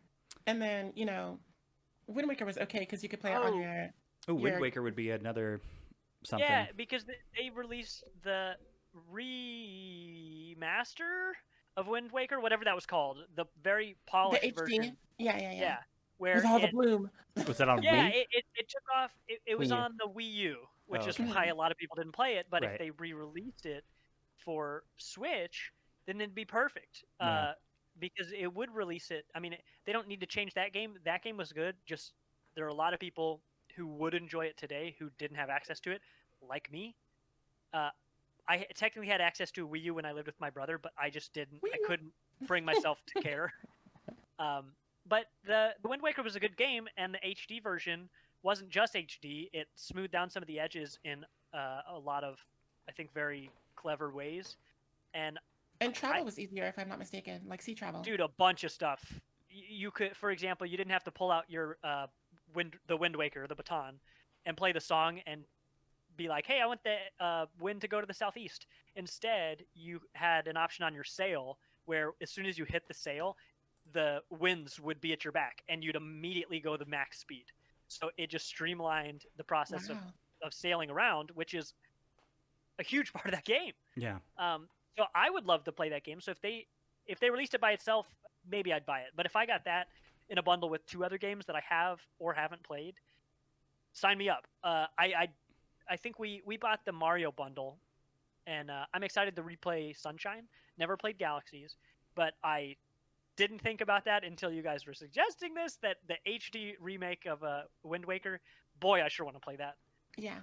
Yeah, it would be cool. I personally, and I know this would be a lot to ask for because they were released by Capcom, I want Oracle of Seasons and Oracle of Ages would be redone in the exact style that they just redid Link's Awakening with. I think that would be perfect and be incredible. Man, I I'd would like love that a that. lot. But Yeah. because it was a Capcom release, I don't know. Pokemon celebrates its 25th anniversary. It was February 27th, 1996. We're so old. Yeah. Yeah, I remember playing that on my original Game Boy, playing Red. God, with like the little coily USB plug-in for your light at night. Yep. I remember getting so excited when my cousins were over and I caught a Slowpoke. It's just like, I have never seen this one. It's a Slowpoke. I got him. Oh, that's so cute. Yeah, because it's like it's not a good character, but it was just I It's just not a remembered useful the Pokemon moment. at Yeah. that point. Snap was announced to be coming out in April, so it'll actually be after the 25th anniversary. I'm wondering if they just do like a special thing in Sword and Shield, just saying like, hey, That's great. Maybe they release some big stuff in the card realm because that's so popping right now. But I don't know that. That's absolutely what they're doing right now. Yeah, I mean, the thing It's they're gonna do for Sword and Shield ridiculous. is definitely gonna be some kind of special edition Pikachu. That's Mm. they've released like 10 Pikachu in the last 3 months.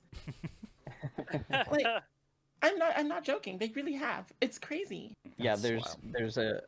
there's Go that has to be updated. Definitely Sword and Shield has to be updated. I know The Pokemon trading card Masters, game the is mobile game, is gonna get doing something too. so many things. They'll probably do a big Pokemon conference thing right around that date or on that date, February 27th, and do like Pokemon a hey, sequel? this is what you can look forward to seeing. Or what's the Pokemon fighting game? Mini That'd Direct. be good. Pokemon, yeah, Pokemon. Was that what it was? Pokemon, yeah. Yep, Pokemon I tournament. thought it was like Stadium. Is that it? Pokemon Well, Stadium? Pokemon Stadium Oh, is a game. you mean like the battling game, not the fighting Yeah. game? Okay, Oh, got it's it. not a fighting Yeah, game. Okay. Yeah, the fighting game is Pokemon tournament. The battling game, where it's just like a sim of the battling system in the games, is Pokemon Stadium. Pokemon Stadium. Yeah. I would love to see a re-release, or not like a re-release, but like a spiritual successor to Pokemon Battle Revolution, which is like the most gorgeous Pokemon game to ever exist. Until maybe Which game? new map comes out. Pokemon Battle Revolution. It was released on the Wii, and it's I don't think I've basically- even heard of that game.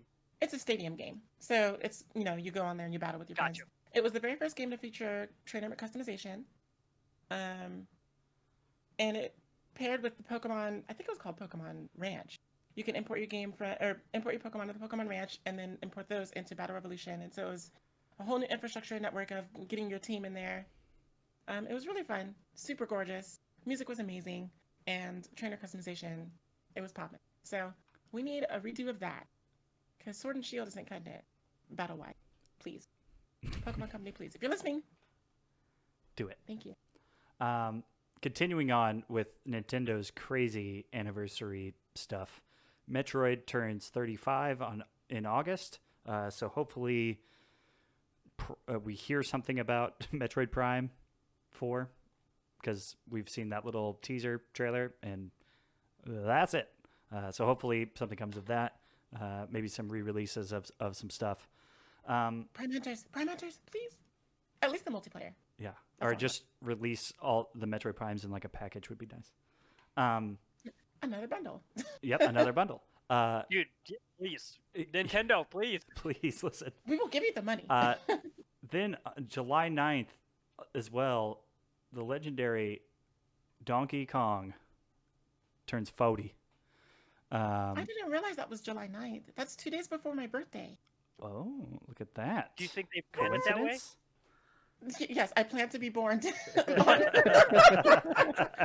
I was just like, Mother, you gotta get me out the university and bring me into the world with Donkey Kong. And she was like, okay, child, here you go. I don't know My that there's goodness. any re-releases that they can still do there. Jungle Beat, maybe? Release those peripheral 64 drums again. is really Ugh. 64 is the only one that hasn't come back, right? Which one? Yeah, 64. Yeah, we need that. The multiplayer in that game as well was like on par with GoldenEye. Don't at me.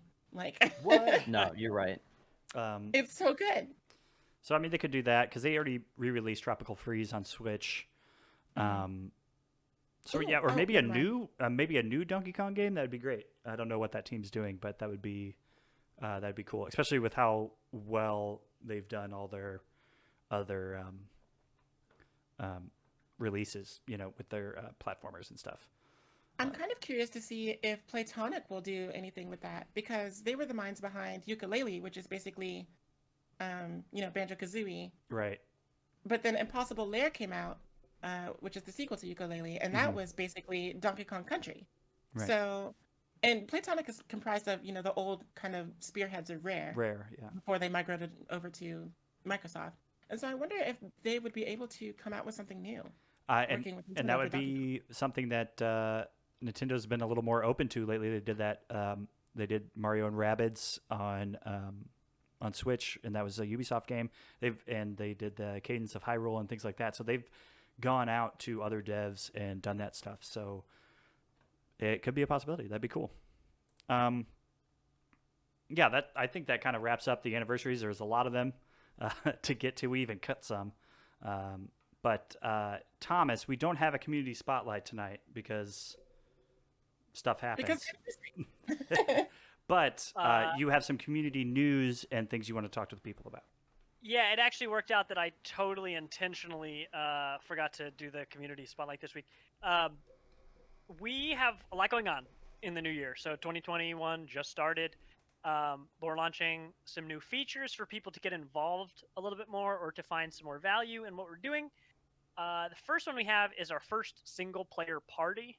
So we're trying to find ways that we can play our own games, our own single player games, but enjoy them together. Not everybody streams, but you don't have to be a streamer to enjoy this.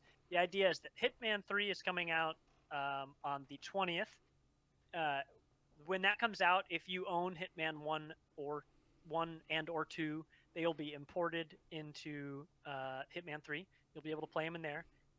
But what I am challenging the community to do is to take their funny or impressive or anywhere in between clips and either posting them in the Facebook group or our Discord or tweeting them with the hashtag HitmanParty. So the idea is that we can either challenge each other to different things or show our improvement or show some really dumb stuff that is inevitably going to happen in that game. Mm-hmm. There is also in-game integration where you can create a challenge. I assume it'll be like the first game we're going to see. You can create your own challenge and then send that challenge to your friends. So I'd really like to get to that point where we're challenging each other, where the weekly, what are they called? It's like elusive targets. Elusive targets, yeah. They'll release someone into the game for 1 week only, and you get one shot at assassinating that target the way that they want. And if you don't get it, you don't get it. But I would love to take that kind of content and make it a group thing where we're cheering each other on, giving each other tips if we'd like. So that's our single player party. Just follow our social media if you want more information on that. Sean Bean was an elusive target in Hitman 2. So, He you know, was. be That's prepared for fun stuff like that. Yeah. he just On finds more ways to Thursdays- die every day, doesn't he? Oh, yeah. Yup. That was like the meme when that came out. It's just like, oh, we get to make sure it's just another way. We have all of our weekly posts. We have the Monday Community Spotlight, Tuesday poll, Wednesday, What's New Wednesday, our Thursday feature, which I'm about to tell you about, and then our Looking for Group Friday. Thursdays are now officially going to be, I love this dumb name, Thirsty for Knowledge Thursday. My goodness. I'm at least temporarily using that because it's just the right amount of stupid. Yes. Every Thursday, we're going to have something useful in some way that hopefully will teach you something.